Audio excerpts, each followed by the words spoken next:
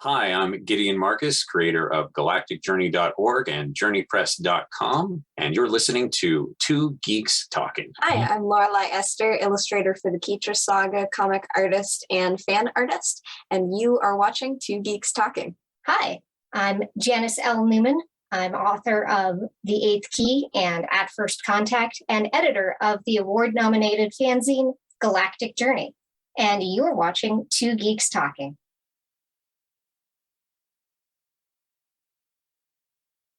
Good morning, afternoon, evening, everyone. Two Geeks Talking is an entertainment industry interview show where we interview the creative people from the comic, film, TV, movie, and video game industries. And of course, I'm your host, Kurt Sasso. We are joined today by not one, not two, but three guests today, because why not make it four Geeks Talking? Because that just makes things easier, and I just have to change the logo. Three authors, I should say, and one talented artist as well, too. They are all writers in their own regard. We are joined by Gideon Marcus, Janice Newman, and Lorelei Ester. How are you doing today? Good. Thanks for having us. For those that don't know anything about yourselves, tell us who you are. I think you invited us.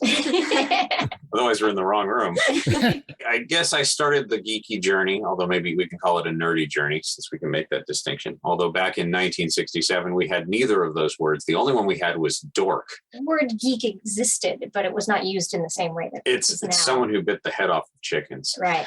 In 2013, or to me, 1958, I started a project called Galactic Journey. That's galacticjourney.org. Basically, I run a time machine where I blog from the past as if I live there and am a denizen of the past. So I write about science fiction, the latest issues of Analog and Fantasy and Science Fiction and Galaxy. And I also write about the space shots. So in 1958, I was talking about Pioneer. And now I'm talking about Gemini and upcoming Apollo flights. And it's really exciting. And it started out with just me. And then Janice started doing editing. It became a snowball. And now there's more than 20 people working on the journey all around the world, all types of people. It's pretty great. And I'm also a writer and I run Journey Press. I started editing Galactic Journey years ago. Basically, every article that comes out for the journey, which is every 2 days, I edit it before it goes up, make sure it's error-free, hopefully. Or as much so as I can make it. I also am a author. I write queer romance. We'll probably get into that later in the show, I imagine. But I specifically write queer genre romance, so fantasy or science fiction queer romance. I'm Lorelei Ester. I also write for The Journey and live in the past with my family, up to including watching shows from the time, listening to radio at the time, reading books from the time, and then reviewing them on the blog Galactic Journey. In addition to that, I am also an artist. I actually just was nominated for the Hugo for Best Fan Artist, which was a huge honor. My most recent project is I'm doing Painttober, where I'm trying to make and post a painting every single day in October. So we'll see how that goes. I've just posted the first one today. Well, it's safe to say that everyone is creatively talented in their own regard. I definitely am going to touch on the Hugo Awards as well, too. Let's start with this. What's the most misunderstood aspect about the old sci-fi that maybe people of this generation don't understand? I can answer that one pretty quick. There's two. One is that anything written before 2000 is regressive and terrible and probably written by a white guy. And the other is that women did not write science fiction before Ursula K. Le Guin. What was fascinating about my journey into the past, I started in 1954 offline, just reading science fiction magazine. And I was very quickly struck by how many women there were writing science fiction at the time. Dozens of women. And it was still disproportionately small compared to the number of men writing, but it was still 10% of the people publishing were women, and they published some of the best stuff. When Ursula K. Le Guin came on the scene in 1962, there were 36 women who were concurrently plowing the field for her. And there was amazing progressive stuff because while the Overton window was further to the right back then, and while there was more regressive attitudes, the fact was there were plenty of progressive people who dreamed of a better future and fought for a bigger future. And it's not like civil rights began with Martin Luther King. The sci-fi genre is so broad and so vast. What makes you each excited for creating in the sci-fi genres that you do? That's a great question. I have options that people in 1967 didn't in how I tell my stories. And I think that's one of the things that I find very exciting. There tends to be this perception that genres are sort of distinct from each other. You have science fiction, romance, and you have mystery, and then you have real fiction. in truth, those lines don't have to be so distinct. And people get even more granular. Oh, I only read hard science fiction or whatever. The truth is, there's no reason why you can't have a romantic story set in a science fictional setting. And there's no reason why you can't have a really great fantasy book that also revolves around a romance or mystery or any other number of interesting things. And so I feel like I have license to explore in the modern day in ways that weren't possible. Certainly you couldn't write a queer romance with a happy ending back then. Not only would bookstores not carry it, but the mail wouldn't ship it. It was illegal. I just feel lucky that I live when I do now, so I can write the kinds of stories I want to write and explore ideas that I want to explore. As we own our own publishing company, we have the flexibility to do whatever we want without people telling us, no, you can't do it that way because we're not sure it'll sell enough books. You must write it this way because we're not sure if that thing will sell. Instead, I get creative freedom, and the only limitations I have are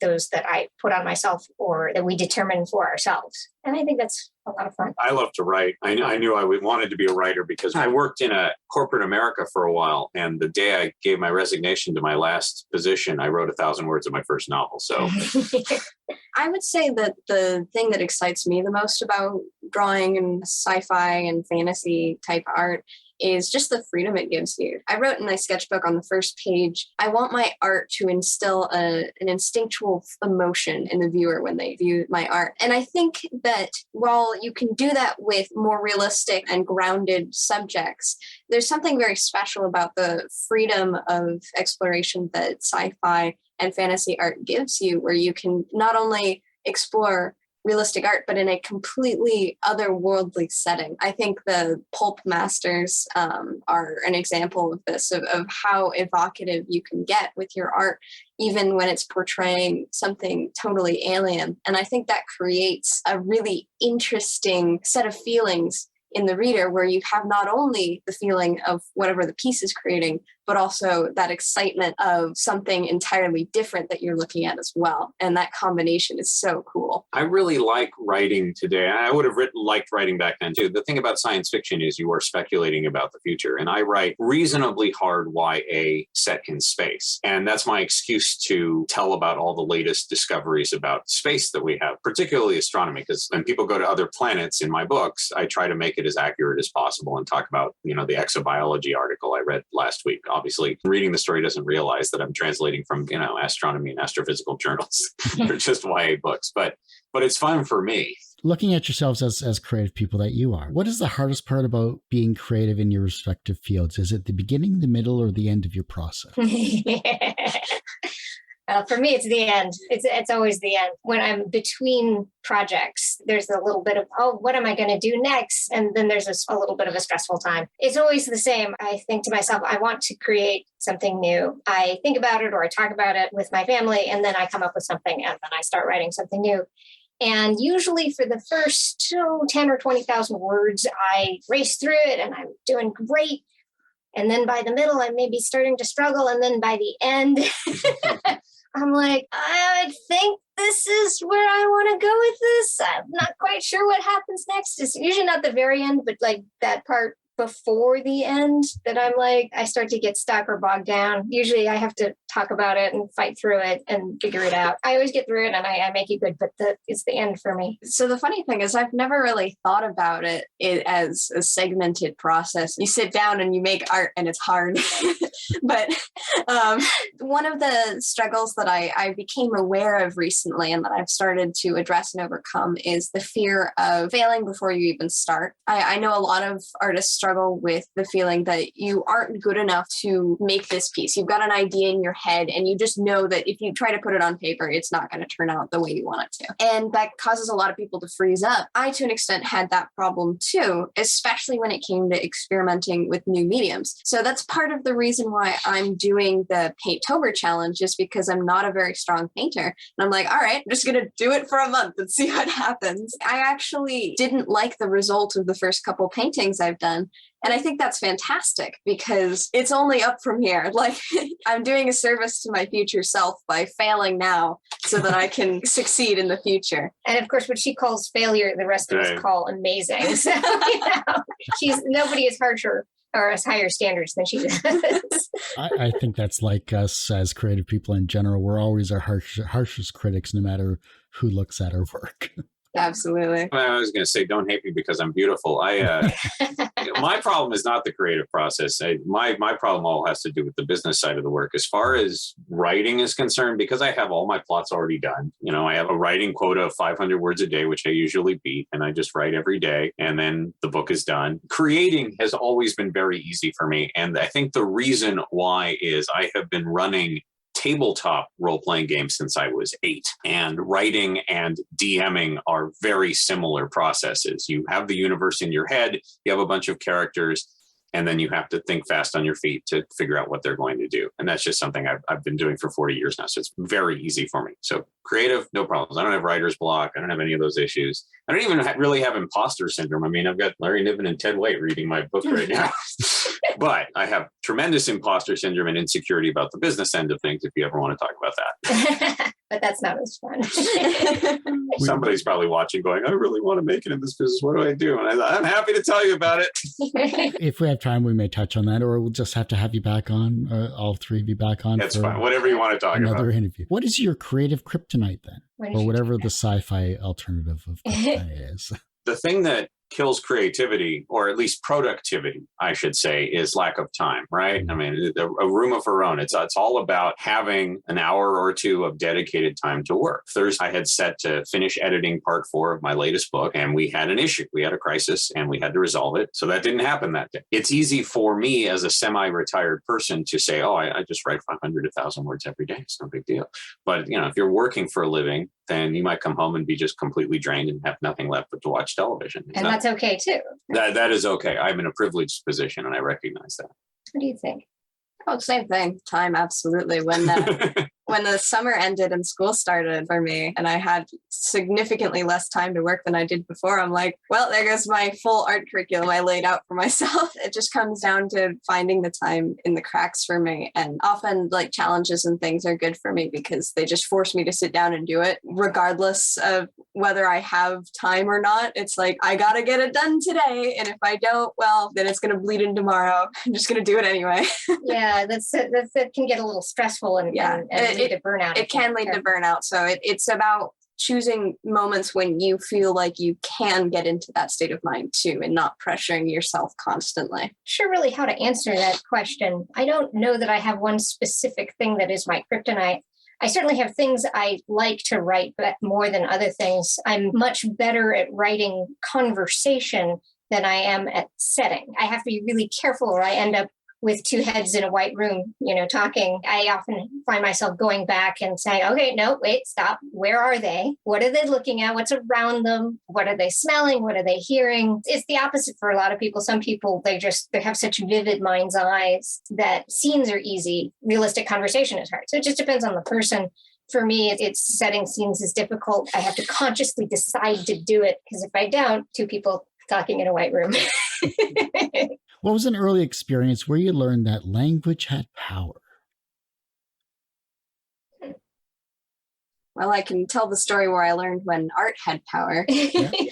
Art is a language? Art is a language. Art is a language, but I mean, this is the one that the Bluebird story that you can tell. You can tell. I actually got my first spot of fame when I was 9 years old. My mom had just become the Batgirl of San Diego, which is another instance of language being power. She was the one who went up to DC at a panel when the New 52 had just come out and asked, where are the women? Because there was one woman out of an entire new lineup of comics. And there was like 100 credited creator spots and 1 or 2 were women. And 1 main female character in the Pantheon. The new Justice League, they were promoting it as a bastion of diversity. It was the same old thing. It was like 7 people, all of whom were white, except for 1 black male and 1 female, Wonder Woman. And they didn't even have any women on the panel itself. Mm-hmm.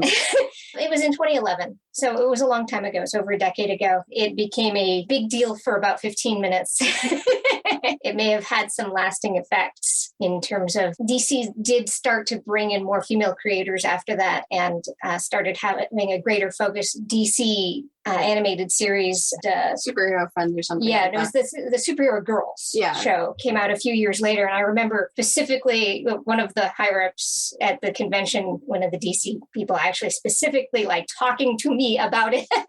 Like they wanted to talk to me about it and tell me that they were doing this thing. I think this may have been a direction people were moving anyway, and society was moving anyway. Perhaps that made a difference. She's very humble, but she was kind of a catalyst moment where she went directly to them and said something needs to change. That's her first moment. Yeah. And she directly helped me get my first moment because I'd just come from summer camp. I was 9 years old, and I'd drawn this little 2-page pamphlet comic. And so Mom at the time had been talking to all of these DC creators and important people. I'm going to hold this up for a second. So this is Bluebird, the original. Bluebird. Yeah. You can see she made this cute little comic. Neat. It's all reversed, or it may not be on yours. No, it's right. Yeah, and this was her cute, really great little comic. So she'd been talking to all these creators, writers, artists, and people. I was like, here's my comic. I just did this. It's so cool. I thought it was the coolest thing ever. It was cool. It was cool. I gave it to one of those creators. I gave it to was Scott Snyder, the writer for Batman Eternal and several other DC properties. And then every year after that, I would go up and give him like a new copy of the Bluebird issue in the store. There was 3 total. One year, I said hi to him. I'm like, hey, Scott. And he was rushing out of a panel. He stops. He turns. He's like, I want a picture with you. This is the inspiration for the new Bluebird character in Batman Eternal.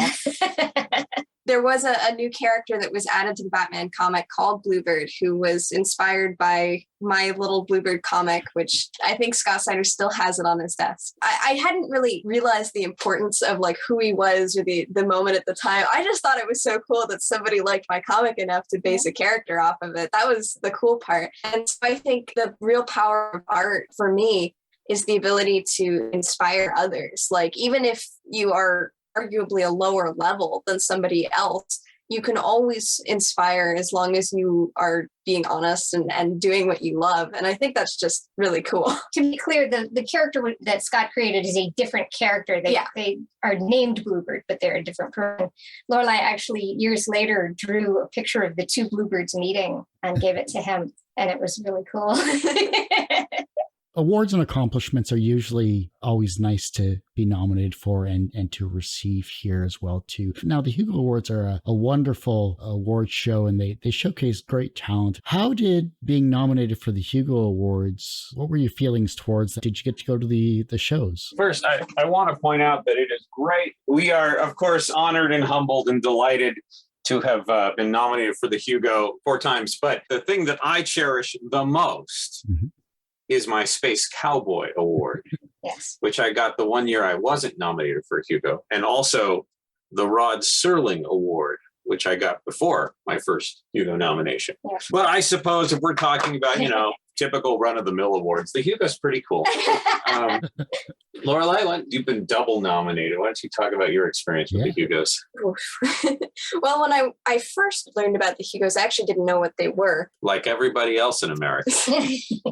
And over time, I realized, okay, this is what they are. But that was when the Journey got its first nomination. And I actually technically was nominated, I believe, the second year with my name for the Journey project, because I was one of the original writers and contributors for that. I was like, this is cool, but it didn't really feel very personal to me, because while I'd contributed to the project, it was still very much, to me, it's my parents' project. I appreciate the recognition for this, but I don't feel like it's particularly important to me. Recently, I got nominated in my own right for Best Fan Artist, and art is something that is so personal to me and something that I want to devote my whole life to. So getting a nomination for that, I cannot express the overwhelming joy and excitement that had for me. People are looking at this art and enjoying it, and it was so cool.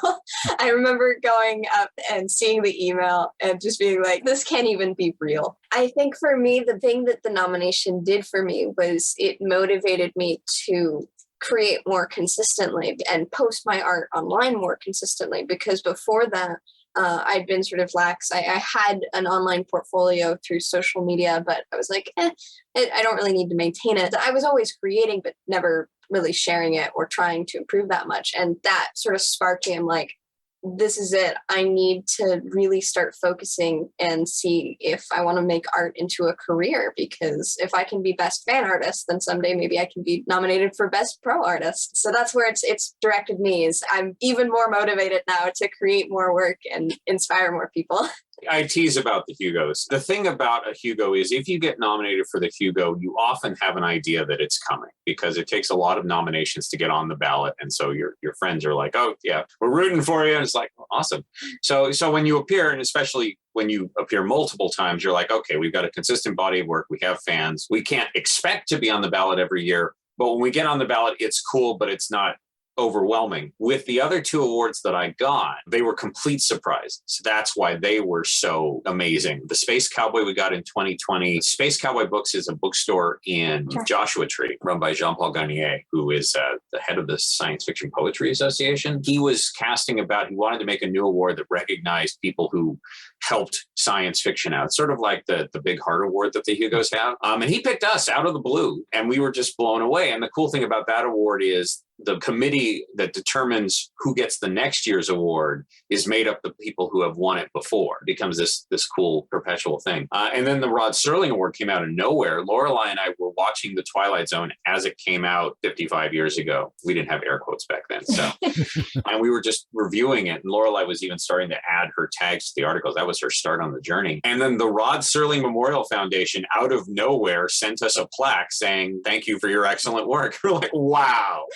Yeah. Really we watch Rod Serling every week, talking about it's his show, and then his Memorial Foundation is awarding us. Coolest thing about the Hugos is the cool people we have met as a result, because there's all a bunch of great creators, and we've made some people that we call good friends now. Alyssa Winans, who is a pro. We got to meet Shauna McGuire. Yeah, Shauna McGuire. She gave Lorelei 2,000 magic cards at Worldcon.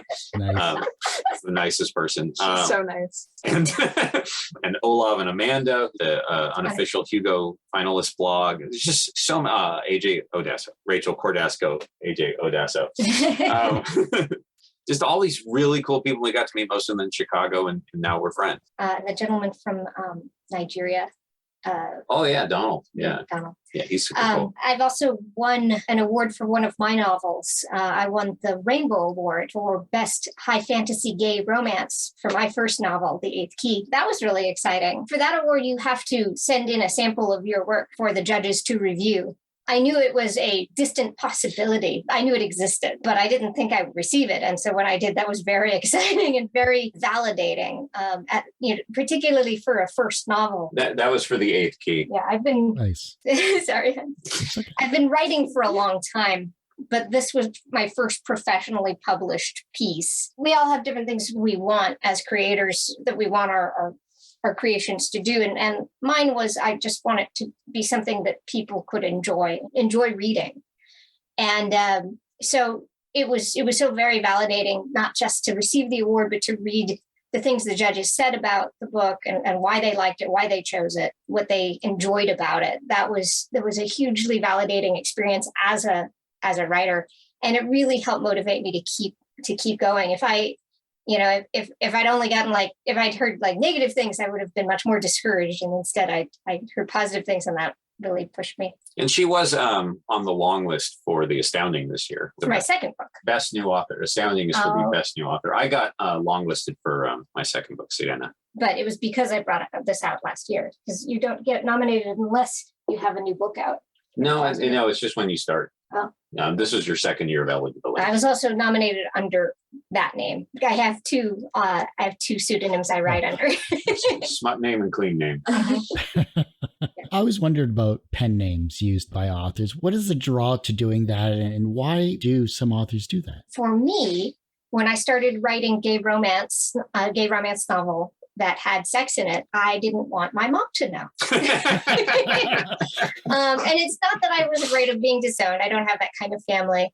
It was just a matter of, I'm not sure, I would feel more comfortable not having to discuss this with my mom. Whether she's enjoying it or not. I don't want to know. And I would rather she not know. So I chose a pseudonym in that case with which to write novels that had sexual content, as many modern romances do. When I wrote At First Contact, which is actually 3 novellas, all separate, I could see the android on the cover there. It does not have any sexual content. It's safe for work and for younger readers, maybe a little sophisticated for younger readers, but there's nothing that it would keep anyone from reading it. And so I said, well, I should write under a different name for this one, but I wanted something closer to my real name. I ended up choosing my maiden name, in part because she doesn't love me. Yeah, that's totally it. It's a little more complicated than that. There's a thing when you have a husband and a wife who are both writers. The husband tends to be taken more seriously. And if the wife puts out work under the same last name, it tends to, at least historically, not be considered as seriously, or she's considered a hanger-on in some fashion. I have been writing for a very long time. I write my own thing, and it has nothing to do with Gideon. In fact, Gideon talks about how when he turned in his resignation, he wrote the first 1,000 words. But before he turned in his resignation, we had talked about what we wanted to do next in our lives. And I said, I want to be a writer. That's what I want to do with my life. So I wanted to be seen as my own person, as a separate entity from my husband, as a separate creator from my husband. So I chose a name that is still mine, that I could, share with my family, but that is not automatically going to be assumed to be, oh, she's an appendage of his work, or her work is going to be inferior to his because he's the real writer, and then she just does her own, whatever. We're like Lee Brackett and what's her husband's name? I don't remember his husband's name. Hamilton, right? Yeah, I'm not sure everybody knows that reference. I don't care. If you don't know who Lee Brackett is, then I'm not sure if they know the situation between her and her husband. They were both big science fiction authors. Lee Brackett was arguably the bigger name. Mm-hmm. I mean, she wrote the first screenplay for Empire Strikes Back. That's why I choose to use a pseudonym. There's also small privacy concerns. I don't work very hard obviously I'm using my real name in many cases. I just want that, even if it's an illusion, I want that little barrier between my everyday name and the name that I have on my books. So. Oh yeah, you have a pseudonym. I do have a pseudonym. I forget because Ester is actually my middle name. I decided that I wanted to separate my public and private self a little bit, just mentally being able to be like, okay, I am now Lorelei Ester. I'm going to have an interview. I'm going to be at a convention on panels and be a personality, versus I'm going to be Lorelei Marcus and I'm going to go to school and play D&D with friends, and having that division of self where it's now I'm working, now I'm not, I think is very important, especially for public creators who are personalities who are doing big public events. Because if you get criticism on your work, or if you, heaven forbid, any hate, but I haven't personally received any, even just mentally having that division so you can turn off the work part of your brain, so you can be like, I am now going to be my normal self, I think is very important and valuable for preserving your mental health and not overworking yourself. But what current projects are you excited about showcasing and sharing with the masses? Well, the 2 biggest things I'm working on is I'm almost done with Vilma, which is the 3rd book in the Keitra saga. I won't say it wraps it up. It does kind of make a nice trilogy with those 2, although there's a 4th book that'll follow directly on. But that's really exciting. There's nothing I love more than seeing a book, just like spinning a thread, just get really big. But the big thing, of course, right now is with the Galactic Journey, it's always changing, right? Last year was 66, next year is 68. And of course, the biggest thing I looked forward to last year was the debut of Star Trek. Thing you've been looking forward to for the past 8 years. Where's the tricolour? One of the things we did at the beginning of summer was we actually, me and a whole bunch of other people, made a Trek zine, as if we had only seen the first season of Star Trek, a real paper Trek zine, which you can only get on paper, by the way. Yeah. Oh. So this was super exciting. I love everybody reading the journey, and I love people listening to our radio station, all these things, and I want them to keep doing those things. But it's been really exciting connecting to people real time, because every week we watch Star Trek. So every Thursday we watch Star Trek as it comes out with original commercials, with period fanzine readings. We get lots of people joining us, often as many as 40 across the broadcast and in person, because we also have a live event here. And this kind of immersive broadcast is catching on. In fact, Chris, one of our UK associates, was kind of sad that they couldn't participate in Star Trek because, of course, Star Trek was an American phenomenon, are broadcasting the premiere of The Prisoner. Oh, wow. In black and white, as it was originally shown, with original commercials, preceded by Stingray and succeeded by some other show. And they're going to have a whole UK contingent. And that kind of bringing together fans real time, dozens at a time, to experience something that they never could get anywhere else. That is the most exciting thing. And Star Trek will go on for the next 2 years. And if there's anything I want people to get out of this, aside from buying our books, is joining us for that. As I mentioned before, I'm doing Painttober. So if you go to either my Instagram or my Twitter, I'm Lorelei.Ester on Instagram and Lorelei Ester on Twitter. I'm posting hopefully every day a new painting. So I'm really excited to see the progression just of my skill level over the course of the month. So that's probably the most interactive thing I'm doing right now.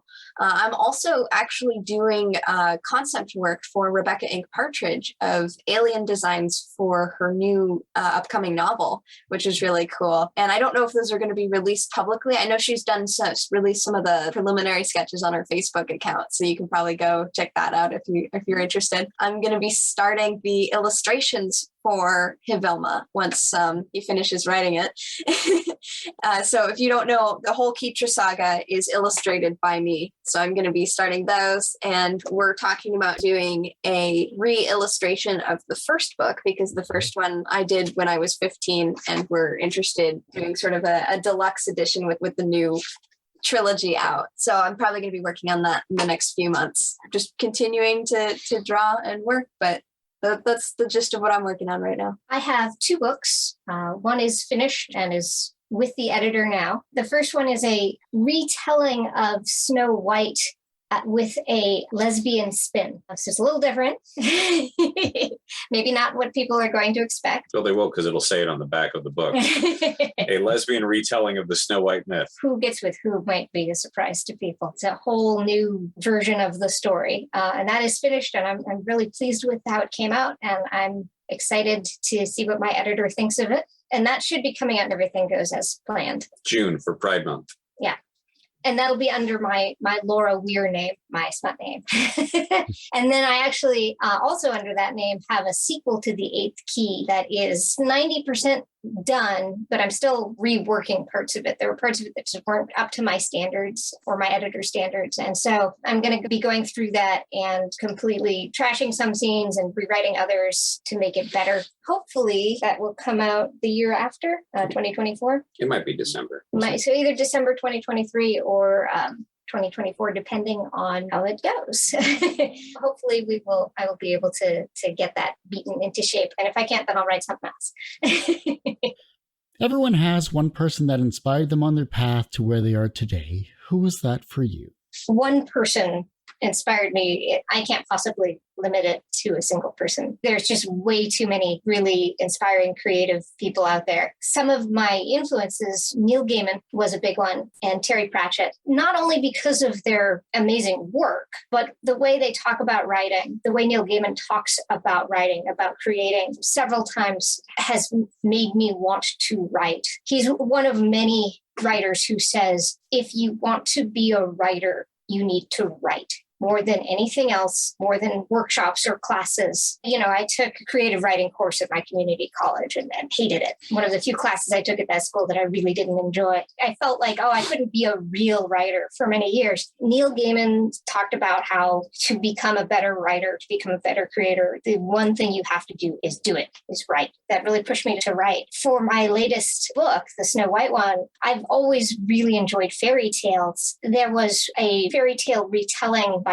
Tanith Lee called Red as Blood. And that was actually a Snow White retelling, a completely different one from mine. But I read that when I was a teenager, and it was very formative for me. In fact, I read it and then I looked for it, couldn't find it. This was life before the internet. I didn't know how to find that story that I read in a library later when I didn't have access anymore. It took me years to hunt it down. And I finally it's so different from these days. People don't realize how much easier it is now to just find things that you want, music, stories, something that you may have heard of once. You can say, hey, what is this thing? People will help you find it. That one was very influential in that it made me realize I could take an existing story, an existing fairy tale, which I'd grown up reading fairy tales, and do something different with it, transform it, make it something new and different, and change the way the story goes in interesting ways. It's hard to put into words how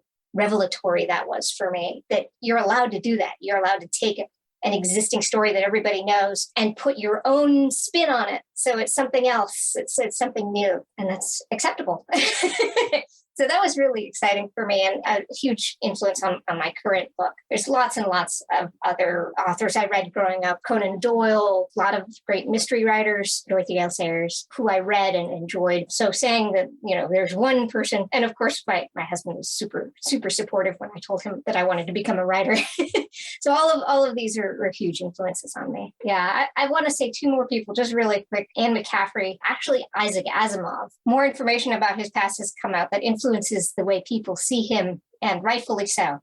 But as a teenager, discovering I, Robot and Susan Calvin, the glue that holds that fix-up together, that was, I think, my real entry into science fiction. My father read a lot of science fiction. We had a lot of science fiction in the house, but I mostly grew up reading other kinds of stories, a lot of mysteries. And it was not until I read I, Robot that I started to get into science fiction and be interested in science fiction. That was junior high. And that book made a huge difference to the course of my life. So I think there's two ways that an artist can admire a person or be inspired by a person. One is wanting to emulate elements of their art style and their work. And the second is wanting to emulate elements of their personality and their work style. Interestingly, I always sort of grew up kind of like in a vacuum. I didn't really know the names of the artists that I was taking like inspiration from. I grew up on a lot of like anime and manga and comic books. But I would say that the most influential people in my life that have pushed me on the path of art and pushed me to keep pursuing it are the comic artists that I met when I was young doing Bluebird, who have continued to be my friends and look at my work every year and keep encouraging me. So that's Dustin Nguyen, Todd Knock, Scott Snyder, Greg Capullo. Greg Capullo once said to me that an artist knows from the beginning that they want to do this for the rest of their life. And at the time I was like, this is a lot of work. I don't think I want to do this for the rest of my life.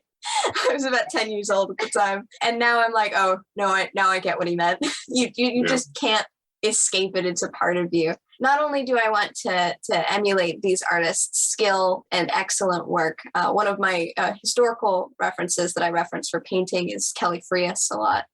But these amazing artists who took time out of their busy days to look at my work and talk to me and encourage me. I want to be like that. I want to be someone who can give art advice to any beginner who's looking for it or who just wants to talk about something that we both love. They have definitely inspired me not just to be a better artist, but a better person overall. And I think that's really cool.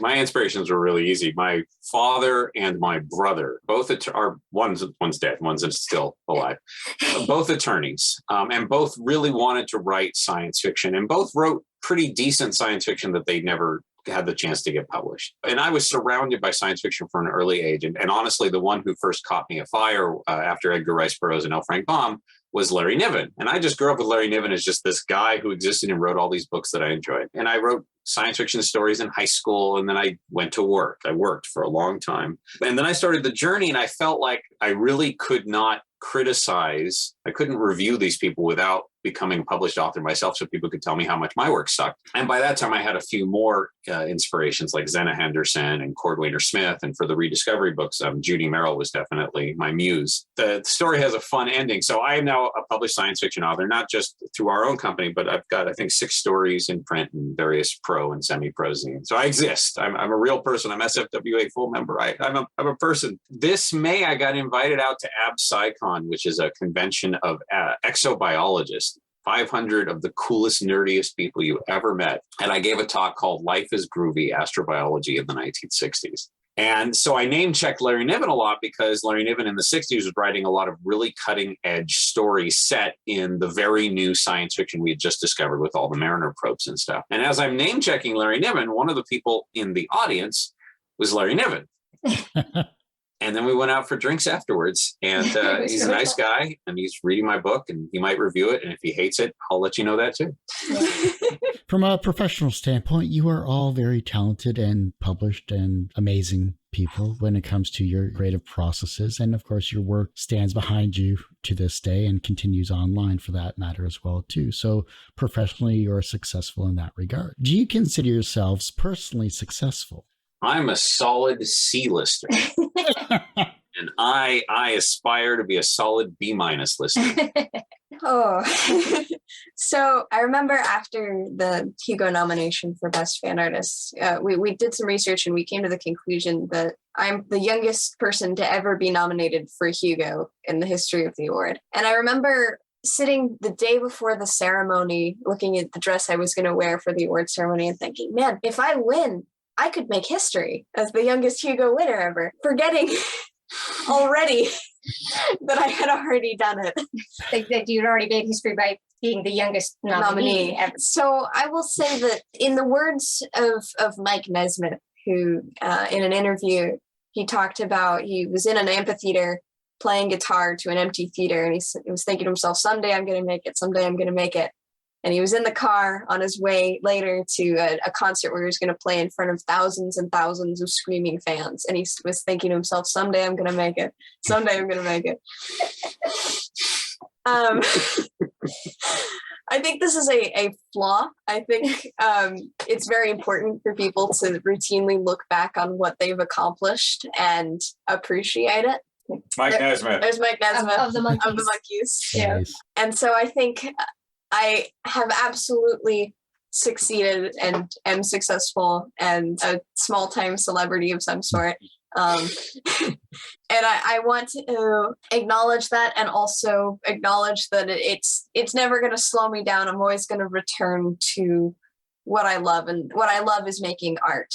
And so the success is amazing, and it allows me to meet really cool people and teach people. But ultimately, my goal is not the fame or the stardom. It once was, but it isn't anymore. Now it's just to be the best artist that I can be, and maybe also break into the art field as a female master, because wow, the male, it's very male dominated, all of the art masters, both historically and modern day. And I want to change that. I want to be an example of women can be master artists too.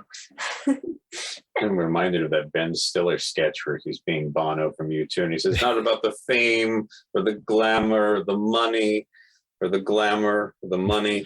Well, maybe it's a little bit about that. Yeah, I guess that's what it's about. Let me tell you something about Bono.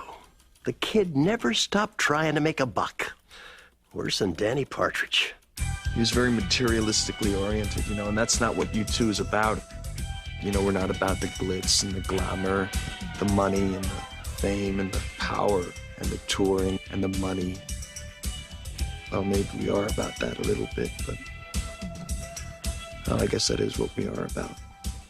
He should have named that group Me Too, not You Two. It's all about him. I suppose it all depends on how you define success. Is success a place you get to and then stop?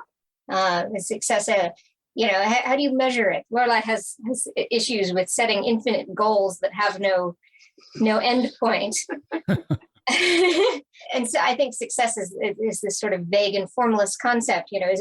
Does winning a Hugo mean that you're successful? And if so, what does that mean? Does that mean that you don't need to keep going? You like the Game of Thrones author and get a TV show on television, but never finish your series? Is that success? It's financial success, maybe, it's fame and fortune, but is it personal success? I don't know. So I guess it really depends on how you define it. I like where I am right now. I'm proud of the books I've written. I'm excited to share the new books I've written. I feel incredibly lucky, so very lucky to be in the place I am right now, to have time to be creative, to have a supportive family, to have space, like Gideon referenced, a room of one's own. All of these things are incredible luxuries, and I appreciate them deeply and do not take them for granted. So in that sense, I'm very successful in that I already have many things that many other people are trying to get, up to and including supportive spouse, an amazing child, a house in one of the best places to live in the world. As for personal success, I suppose I'm getting there. I have 2 books I've written. I like them. We are not yet at a point where I would say that our business is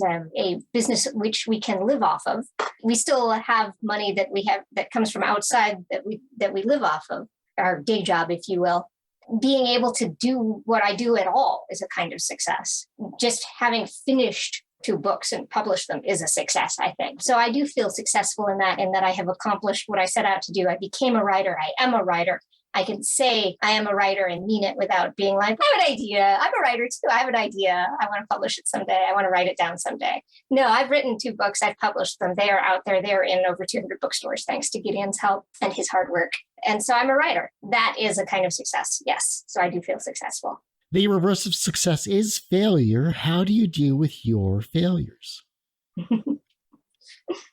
Failure's the best. Failure's like because I can't ever achieve success, right? So I fail and then I'm like, all right, next time I'm going to succeed. It's the best motivation for me. That's what we call a learning experience. Yeah. But yeah, genuinely, it is just, I failed, time to learn from it and see what mistakes I made and see what we can improve on next time. And the best part of failure is it means that I usually did something outside of my comfort zone. It means that next time I'm going to be really prepared to address the things that I made mistakes on in the first place next time I do it. And I think a success is also a piece that I can say that I like, and they do happen. So failure means that next time I'm 10%, 20% more likely to produce a piece that I like. So it's pretty cool.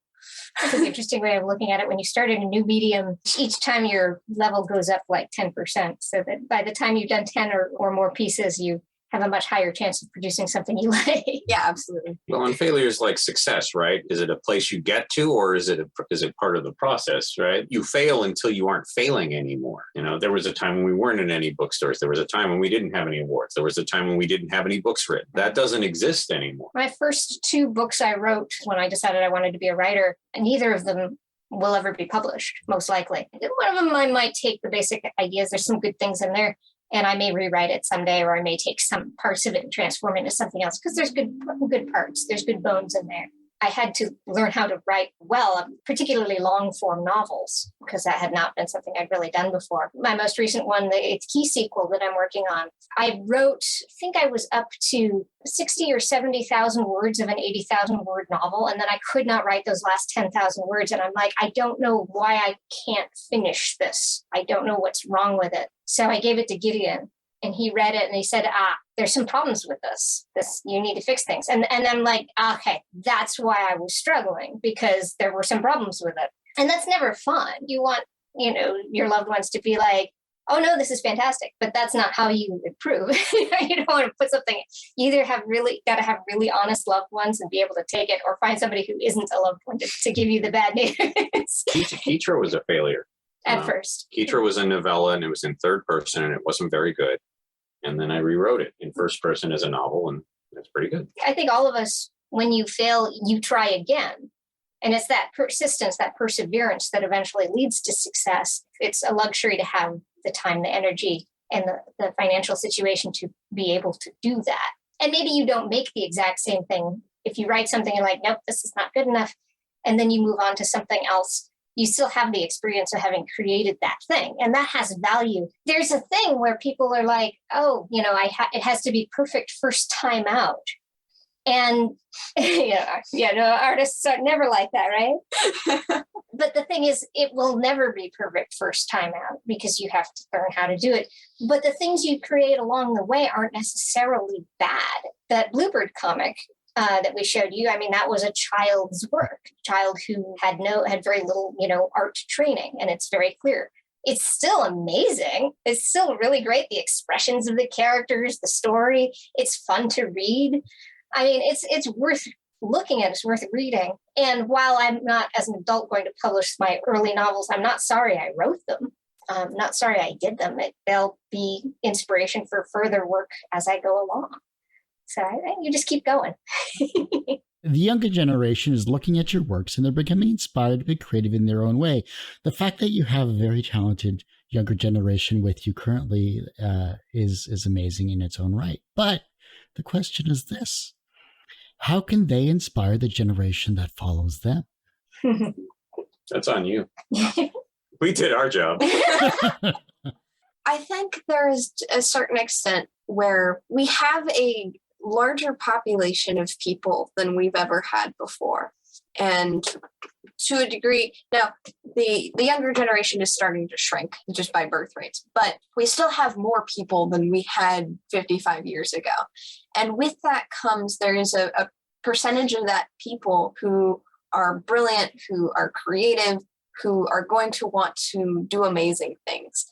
And so when you think about it in that light, because it's a percentage, we now have more people in the world than ever before who are brilliant, who are doing cutting edge research, who are creating amazing things. I would say that each generation builds on the previous's work, and each generation expands on it. And there are more people always to expand on that incredible work. It's not even a matter of what content is inspiring. It's a matter of statistics that we can't help but improve and have people doing amazing things more and more, because statistically there's going to be a certain amount of people who do that. I think for me, seeing role models is a really important way to inspire people. I was talking to a good friend of mine who has a young daughter. She's about 9 years old and she's showing interest in creative things. And he told me he was so happy that he could show her me and the things that I've done to inspire her to pursue her dreams. And that made me tear up. That is what I want to do with my life, is inspire young girls and show them that they can do things. They see people like them doing the things that they want to do and creating the things that they want to create. That's the other thing, is we have more and more people doing amazing things because we have more diversity of people doing incredible things, more access than people have ever had before with internet, new equity laws and everything, new opportunities, but people having a role model that they can see that's like them, doing the things that they want to do. That's so important to inspire them to just go. They saw someone previously succeed, so they can succeed. And now the world is becoming a friendlier place for them to succeed. And we want to just keep going in that direction of making sure people have the opportunities that they need to pursue the amazing dreams that they have, because we have so many brilliant people in this world and more every day. And so we need to welcome them. This is why Journey Press is focused specifically on women and queer creators and characters, because publishing has, and science fiction in a lot of ways, has traditionally been the province of white guys. That's fine. There's nothing wrong with white guys, but there's more people in the world than white guys. And for a long time, science fiction suffered because half the population didn't have real access to it, or they had access to it, but they weren't really welcome in it. And now the women are winning all the Hugo Awards. If your life was a science fiction book, what would its title be? And what would its soundtrack be? Oh my goodness. I'm not sure that my life would make a very interesting novel. Our life is a science fiction novel. We live in the past and travel to the present. I guess that's true. I mean, I'd call it time bubble, because I mean, as we speak, let's see if you can see this. This is Hogan's Heroes on my television. I turn on the radio.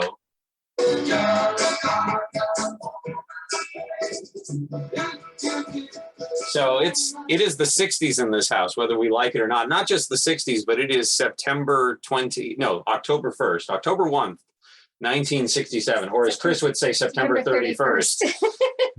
So yeah, we live in a science fiction novel. We are out of time with everything else, which gives us all sorts of interesting insights on reality. Lorelei, 2 years ago, was 1965. She knows 1965 better than she knows 2020, and wouldn't everyone pay for that experience? Yeah. Well, I do hate to say this, but that ends this particular episode of Two Geeks Talking. I want to thank you all for coming on the show. Well, thank you for having us. This was a lot of fun. Before I let you all go, Where can we find you? How can we support you? And of course, where can we find you online on this wide world of the internet? I do have some social media, but I don't really keep it updated. It's just there because you're supposed to have it if you're an author. We hate social media. Yeah. My social media, you can see it on the bottom there. Instagram is Lorelei.Ester and Twitter is Lorelei Ester. And my illustrated works, if you want to support me financially, is in the Keetra saga. It's also a really good book series. So I highly recommend it. Just even as an unbiased teenager, it's really good.